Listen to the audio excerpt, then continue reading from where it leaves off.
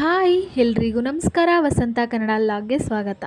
ಇವತ್ತು ನಾನು ಬೆಳಗ್ಗೆ ಬೇಗನೆ ಎದ್ದಿದ್ದೀನಿ. ಯಾಕಪ್ಪ ಅಂತ ಅಂದರೆ ಆಷಾಢ ಮಾಸದ 4ನೇ ಶುಕ್ರವಾರ ಅಂತ ಹೇಳ್ಬಿಟ್ಟು ಬೆಳಗ್ಗೆ ಬೇಗನೆ ಎದ್ದು ನಾನು ಮನೆಯೆಲ್ಲ ನೀಟಾಗೆಲ್ಲ ಸ್ವಚ್ಛಗೊಳಿಸಿ ನಾನು ಹೊರ್ಗಡೆ ಬಂದು ಎಲ್ಲ ನೀಟಾಗೆಲ್ಲ ನೀರು ಹಾಕಿಬಿಟ್ಟು ನಾನು ಹೋಗಿ ಸ್ನಾನ ಮಾಡ್ಕೊಂಬಂದು ಚಿಕ್ಕದಾದಂತಹ ಒಂದು ರಂಗೋಲಿ ಹಾಕಿ ಮತ್ತು ಬಾಗಿಲಿಗೆ ಅಲಂಕಾರ ಮಾಡ್ತೀನಿ.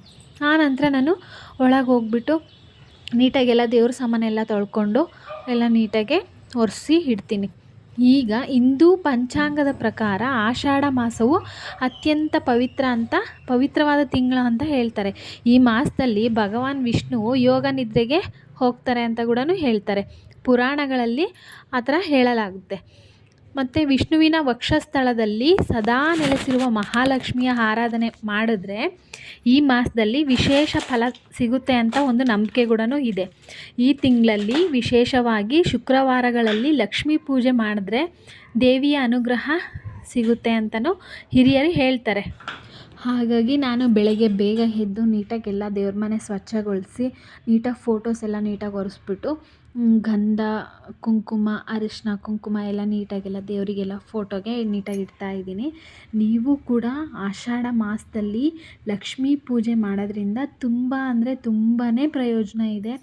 ತುಂಬಾ ಒಂದು ಮನೆಯಲ್ಲಿ ಶಾಂತಿ ನೆಮ್ಮದಿ ಒಂದು ಏನಾದರೂ ನಕಾರಾತ್ಮಕ ಶಕ್ತಿ ನಿಜವಾಗ್ಲೂ ನನಗಂತೂ ತುಂಬಾ ಚೆನ್ನಾಗೇ ಆಗಿದೆ. ನೋಡಿ ನಾನು ಈಗ ಕಳಶ ಅಲ್ಲಿ ಪ್ರತಿಷ್ಠಾಪನೆ ಮಾಡೋಕ್ಕೋಸ್ಕರ ನಾನು ಒಂದು ರಂಗೋಲಿ ಹಾಕ್ಕೊತಾ ಇದ್ದೀನಿ. ನೀವು ಅಕ್ಕಿ ಹಿಟ್ಟಲ್ಲಿ ಹಾಕ್ಕೋಬೋದು. ನಾನು ಕೂಡ ಅಕ್ಕಿ ಹಿಟ್ಟಲ್ಲಿ ರಂಗೋಲಿ ಹಾಕ್ಕೊತಾ ಇದ್ದೀನಿ. ಆನಂತರ ನಾನು ನೀಟಾಗಿ ಕಳಶ ಪ್ರತಿಷ್ಠಾಪನೆ ಮಾಡೋಕ್ಕೆ ನಾನು ಅಕ್ಕಿ ಆಲ್ರೆಡಿ ಹಾಕಿದ್ದೀನಿ. ನಾನು ಒಂದು 5 ಹಿಡಿಯಷ್ಟು ಅಕ್ಕಿ ಹಾಕ್ತೀನಿ. ನೀವು 5 ಹಿಡಿ ಇಲ್ಲ 9 ಹಿಡಿ ಇಲ್ಲ 11 ಹಿಡಿ ಕೂಡ ನೀವು ಹಾಕ್ಕೋಬೋದು. ಆನಂತರ ನಾನು ಕಳಶದಲ್ಲಿ ನೀರು ಹಾಕ್ಬಿಟ್ಟು ನೀರಲ್ಲಿ ಅರಿಶಿನ ಕುಂಕುಮ ಮತ್ತು 5 ಥರದ್ದು ಏನಾದರೂ ಡ್ರೈ ಫ್ರೂಟ್ಸ್ ಹಾಕ್ತೀನಿ ನಾನು. ಮತ್ತು ಲಕ್ಷ್ಮಿಗೆ ಪ್ರಿಯವಾದ ವಸ್ತುಗಳನ್ನೆಲ್ಲ ಹಾಕ್ಬಿಟ್ಟು ನಾನು ಕಳಶ ಪ್ರತಿಷ್ಠಾಪನೆ ಮಾಡ್ತೀನಿ.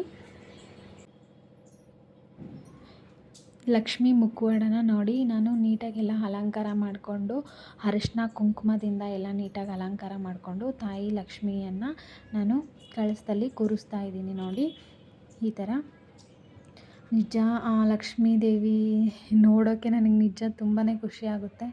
ಅಲಂಕಾರ ಮಾಡಿದ್ಮೇಲೆ ಅವರ ಒಂದು ಮುದ್ದಾದ ಮುಖ ನೋಡೋಕ್ಕೆ ನನಗಂತೂ ತುಂಬಾ ಖುಷಿಯಾಗುತ್ತೆ.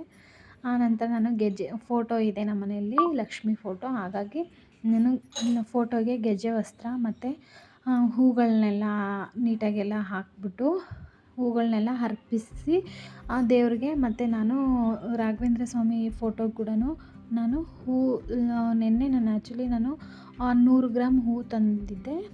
100 ಗ್ರಾಮ್ ಹೂವಿಗೆ ಇಷ್ಟು ಹೂವು ಆಯಿತು. ನಾನು ರಾಘವೇಂದ್ರ ಸ್ವಾಮಿ ಫೋಟೋಕ್ಕೆ ಮತ್ತು ಲಕ್ಷ್ಮಿ ಫೋಟೋಕ್ಕೆ ಲಕ್ಷ್ಮಿ ಕಳಸಕ್ಕೆ ಎಲ್ಲ ನೀಟಾಗಿ ಹಾಕ್ಕೊತೀನಿ. ಹೂವೆಲ್ಲ ಹಾಕ್ಕೊಂಡು ನಂತರ ನಾನು ದೀಪಗಳಿಗೆಲ್ಲ ಬತ್ತಿ ಎಲ್ಲ ನೀಟಾಗೆಲ್ಲ ರೆಡಿ ಮಾಡಿಕೊಂಡು ಆನಂತರ ನಾನು ತುಪ್ಪದ ಒಂದು ಬತ್ತಿ ಇರುತ್ತಲ್ಲ ಎಲ್ಲ ನೆನೆಸಿ ಇಟ್ಟಿರ್ತೀನಿ ನಾನು ನೈಟೇ. ಆ ತುಪ್ಪದ ಬತ್ತಿ ಎಲ್ಲ ನೀಟಾಗೆಲ್ಲ ತಗೊಂಡು ಆರತಿಗೆ ರೆಡಿ ಮಾಡ್ಕೊತೀನಿ. ಆನಂತರ ನಾನು ದೀಪಕ್ಕೆ ಎಣ್ಣೆ ಹಾಕ್ತಾಯಿದ್ದೀನಿ. ನೋಡಿ ದೀಪಕ್ಕೆ ಅಂದರೆ ಬತ್ತಿ ಎಲ್ಲ ಹಾಕಿ ಆಲ್ರೆಡಿ ನಾನು ಜೋಡಿಸ್ಕೊಂಡು ಇಟ್ಕೊಂಡಿದ್ದೆ. ಹಾಗಾಗಿ ಬೇಗ ಎಲ್ಲ ಆಯಿತು. ನಾನೀಗ ದೀಪಕ್ಕೆ ಎಣ್ಣೆ ಹಾಕ್ಬಿಟ್ಟು ದೀಪಗಳನ್ನ ನಾನು ಹಚ್ಕೋತಾ ಇದ್ದೀನಿ. ಪ್ರಾರ್ಥನೆ ಮಾಡಿಕೊಂಡು ಲಕ್ಷ್ಮಿಗೆ ಸಂಕಲ್ಪ ಮಾಡಿಕೊಂಡು ನಿಮಗೆ ಏನಾದರೂ ಬೇಕಂದರೆ ತಾಯಿ ಹತ್ರ ಕೇಳ್ಕೋಬೋದು. ನಾನು ಅಷ್ಟೇ ನನ್ನ ಪ್ರತಿಯೊಂದು ಮಾತುಗಳು ನಾನು ಮಾತಾಡಿಕೊಂಡೇ ಮಾಡ್ತಾಯಿರ್ತೀನಿ. ಒಬ್ಬೊಬ್ಬಳೇ ತಾಯಿ ಹತ್ರ ಮಾತಾಡಿಕೊಂಡೇ ಮಾಡ್ತಾಯಿರ್ತೀನಿ. ಆನಂತರ ನನಗೆ ಬಂದಂತಹ ಚಿಕ್ಕ ಪುಟ್ಟ ಸ್ತೋತ್ರಗಳನ್ನ ಹೇಳಿಕೊಂಡು ನಾನು ದೀಪ ಹಚ್ತೀನಿ. ದೀಪ ಎಲ್ಲ ಹಚ್ಚಿದ ನಂತರ ನಾನು ಗಂಧಕಡ್ಡಿ ಬೆಳಗಕ್ಕೆ ಅಂತ ಹೇಳಿಬಿಟ್ಟು ಕಡ್ಡಿ ತಕ್ಕೊಂಡು ನಾನು ಗಂಧಕಡ್ಡಿ ಹಚ್ಬಿಟ್ಟು ಫಸ್ಟು ನಾನು ವಿಘ್ನೇಶ್ವರನಿಗೆ ಪೂಜೆ ಸಲ್ಲಿಸ್ತೀನಿ. ಆನಂತರ ರಾಘವೇಂದ್ರ ಸ್ವಾಮಿ ಫೋಟೋ ಇದೆ, ಮತ್ತು ನಮ್ಮ ಮನೇಲಿ ನಮ್ಮ ಮನೆ ದೇವ್ರ ಫೋಟೋ ಇದೆ. ನೀವು ಅಷ್ಟೇ ಮನೆ ದೇವರಿಗೆ ಫಸ್ಟ್ ವಿಘ್ನೇಶ್ವರನಿಗೆ ಪೂಜೆ ಮಾಡಿಕೊಂಡು ಮನೆ ದೇವರಿಗೆ ಪ್ರಾರ್ಥನೆ ಮಾಡ್ಕೋಬೇಕು, ಮತ್ತು ಯಾವುದು ವಿಘ್ನ ಬರದೇ ಇರಲಪ್ಪ ಅಂತ ಹೇಳ್ಬಿಟ್ಟು ಪ್ರಾರ್ಥನೆ ಮಾಡ್ಕೋಬೇಕು. ನಾನು ಹಾಗೆ ವಿಘ್ನೇಶ್ವರಿಗೆ ಪೂಜೆ ಸಲ್ಲಿಸಿ ಆನಂತರ ನಾನು ಬೇರೆ ಎಲ್ಲ ದೇವ್ರಿಗೂ ನಾನು ಕಳಸ ಪ್ರತಿಷ್ಠಾಪನೆ ಮಾಡಿರ್ತೀನಲ್ವ, ಲಕ್ಷ್ಮೀ ದೇವಿಗೆ ನಾನು ಬೆಳಗ್ತೀನಿ.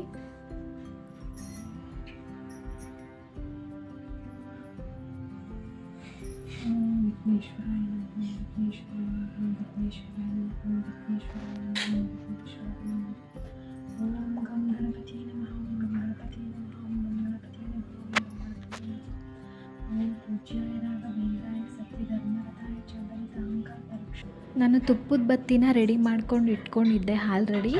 ಅದನ್ನು ನಾನು ದೀಪ ಅಂದರೆ ಆರತಿ ಮಾಡೋಕ್ಕೆ ಅಂತ ಹೇಳಿಬಿಟ್ಟು, ತುಪ್ಪದ ಆರತಿ ಮಾಡೋಕ್ಕೆ ಅಂತ ಹೇಳಿಬಿಟ್ಟು ನಾನು ಮುಂಚೆ ನೆನ್ನೆ ನೈಟೇ ಎಲ್ಲ ನೆನೆಸ್ಕೊಂಡು ಇಟ್ಕೊಂಡಿರ್ತೀನಿ.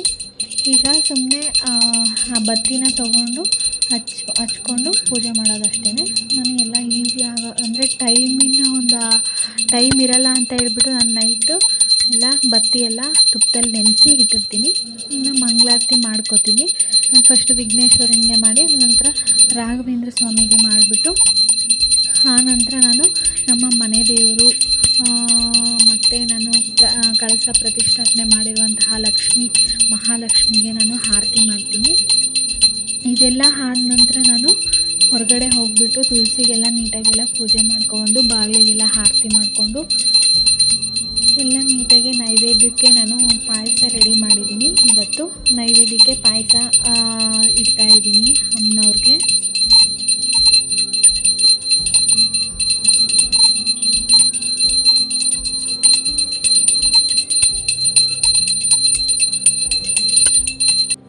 ಆನಂತರ ನಾನು ಆರತಿ ಎಲ್ಲ ಮಾಡಾದ್ಮೇಲೆ ದೇವ್ರಿಗೆ ಬಂದು ಈ ಥರ ಆರತಿನ ಸಮರ್ಪಿಸ್ತೀನಿ ನೋಡಿ, ಈ ಥರ. ಆನಂತರ ನಾನು ಆರತಿ ನಾನು ಕೂಡ ತೊಗೊಂಡು ದೇವರಲ್ಲಿ ಕೇಳ್ಕೊತೀನಿ. ನನ್ನ ಪೂಜೆಯಲ್ಲಿ ಏನಾದರೂ ತಪ್ಪಾಗಿದ್ದರೆ ಕ್ಷಮಿಸ್ಬಿಡು ಅಂತ ಹೇಳ್ಬಿಟ್ಟು ಕೇಳಿಕೊಂಡು, ನನ್ನ ಪೂಜೆ ಇಷ್ಟ ಆಗಿದೆಯಾ ಅಂತ ಒಂದ್ಸರಿ ಕೇಳ್ತೀನಿ. ನಾನು ದೇವ್ರನ್ನ ಇಟ್ಟಿರ್ತೀನಲ್ವ, ಅದನ್ನ ನೋಡ್ಕೊಂಡು ನಾನು ಮಾತಾಡ್ತಾ ಇರ್ತೀನಿ ಅವ್ರ ಜೊತೆ. ಆನಂತರ ನಾನು ಅಕ್ಷತೆ ರೆಡಿ ಮಾಡ್ಕೊಂಡಿರ್ತೀನಲ್ವ, ಅದನ್ನು ತಾಯಿಗೆ ನಾನು ಸಮರ್ಪಿಸಿ ಅಕ್ಷತೆ ಎಲ್ಲ ನೀಟಾಗಿ ಸಮರ್ಪಣೆ ಮಾಡ್ತೀನಿ. ಆನಂತರ ಫೋಟೋ ರಾಘವೇಂದ್ರ ಸ್ವಾಮಿ ಎಲ್ಲ ಫೋಟೋಕ್ಕೂ ಅಕ್ಷತೆ ನಾನು ಹಾಕ್ತೀನಿ. ಅಕ್ಷತೆ ಎಲ್ಲ ಹಾಕಿದ ನಂತರ ನಾನು ಪಾರಿಜಾತ ಹೂಗಳು ನಮ್ಮ ಮನೆ ಹತ್ರನೇ ಇದೆ, ಅದನ್ನು ತೊಗೊಂಬಂದಿರ್ತೀನಿ. ಲಕ್ಷ್ಮಿಗೆ ಇಷ್ಟ ಅಂತ ಹೇಳಿಬಿಟ್ಟು ಪಾರಿಜಾತ ಹೂಗಳನ್ನ ಕೂಡ ನಾನು ಸಮರ್ಪಣೆ ಮಾಡ್ತೀನಿ. ಎಷ್ಟು ಸ್ಮೆಲ್ ಇರುತ್ತೆ ಅಂದರೆ ನಮ್ಮ ಮನೆ ನಾವಿರೋದು ಆ್ಯಕ್ಚುಲಿ ನಾನು ಸೆಕೆಂಡ್ ಫ್ಲೋರಲ್ಲಿ ಇರೋದು. ಕೆಳಗಡೆಯಿಂದ ಸ್ಮೆಲ್ಲು ಬರ್ತಾ ಇರುತ್ತೆ, ಅಷ್ಟು ಸ್ಮೆಲ್ ಇರುತ್ತೆ, ಅಷ್ಟು ಸುಗಂಧ. ಒಂದು ಆ ಹೂವಿಂದು ಎಷ್ಟು ಸುಗಂಧ ಅಂದರೆ ನಿಜ ನನಗಂತೂ ತುಂಬಾ ಇಷ್ಟ. ಹಾಗೆ ಲಕ್ಷ್ಮಿಗೆ ಇಷ್ಟ ಅಂತ ಹೇಳಿಬಿಟ್ಟು ನಾನು ಕೆಳಗಡೆ ಹೋಗ್ಬಿಟ್ಟು ಎಲ್ಲ ನೀಟಾಗಿ ಮಾಡಿಸ್ಕೊಂಡ್ಬರ್ತೀನಿ. ಅದು ಆ್ಯಕ್ಚುಲಿ ಅದನ್ನು ರಾತ್ರಿ ರಾಣಿ ಅಂತಲೇ ಕರೀತಾರೆ. ನಾನು ಕೆಳಗಡೆ ಎಲ್ಲ ತೊಗೊಂಬಂದು ದೇವಿಗೆ ಅರ್ಪಿಸ್ತೀನಿ. ನಂತರ ಒಂದು ಕ್ಷಣ ನಾನು ದೇವಿಯನ್ನು ನೋಡಿಕೊಂಡು ಕೈ ಮುಗಿತೀನಿ. ನೋಡೋಕ್ಕೆ ನಾನು ನೋಡ್ತಾ ಇದ್ದರೆ ನನಗೆ ಮನಸ್ಸು ಏನೋ ಒಂಥರ ನೆಮ್ಮದಿ ಅನಿಸುತ್ತೆ. ನಂತರ ನಾನು ಕುಂಕುಮ ಅರ್ಚನೆ ಮಾಡ್ತೀನಿ. ನಾನು ಎಲೆ ಅಡಿಕೆ ಇಟ್ಬಿಟ್ಟು ಅದ್ರ ಮೇಲೆ ಒಂದು ಶ್ರೀಚಕ್ರ ಇದ್ದರೆ ಅದಕ್ಕೆ ಮಾಡ್ಕೋಬೋದು. ನಾನಿಲ್ಲಿ ನಿಂಬೆ ಹಣ್ಣು ಇಟ್ಬಿಟ್ಟು ನಿಂಬೆ ಹಣ್ಣನ್ನು ಲಕ್ಷ್ಮಿ ಅಂತ ತಿಳ್ಕೊಂಡು ನಾನು ಕುಂಕುಮ ಅರ್ಚನೆ ಮಾಡ್ತೀನಿ. ಸ್ತೋತ್ರಗಳನ್ನ ಹೇಳ್ಕೊಂಡು ನಾನು ಕುಂಕುಮ ಅರ್ಚನೆ ಮಾಡ್ತೀನಿ.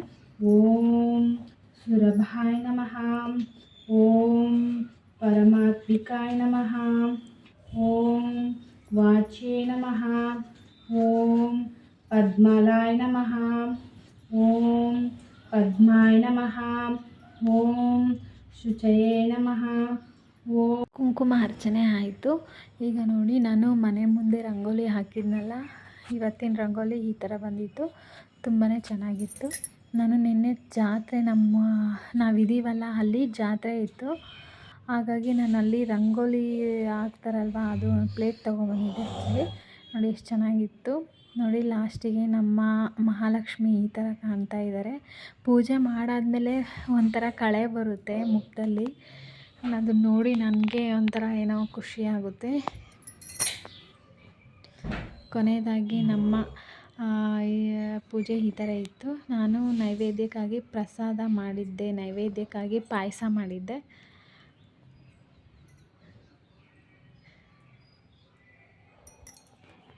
ಈಗ ನಮ್ಮ ಮನೆಯವರು ಕೂಡ ಪೂಜೆ ಮಾಡ್ತಾ ಇದ್ದಾರೆ. ಅವರು ನಾನೊಂದು ಸ್ವಲ್ಪ ಬೇಗ ಎದ್ದಿದ್ದೆ, ಅವ್ರು ಲೇಟಾಗಿ ಎದ್ದೆ ಅಂತ ಹೇಳಿಬಿಟ್ಟು ಅವ್ರು ಬಂದು ಸ್ನಾನ ಮಾಡ್ಕೊಂಬಂದು ಅವರು ಕೂಡ ಪೂಜೆ ಮಾಡ್ತಾಯಿದ್ದಾರೆ.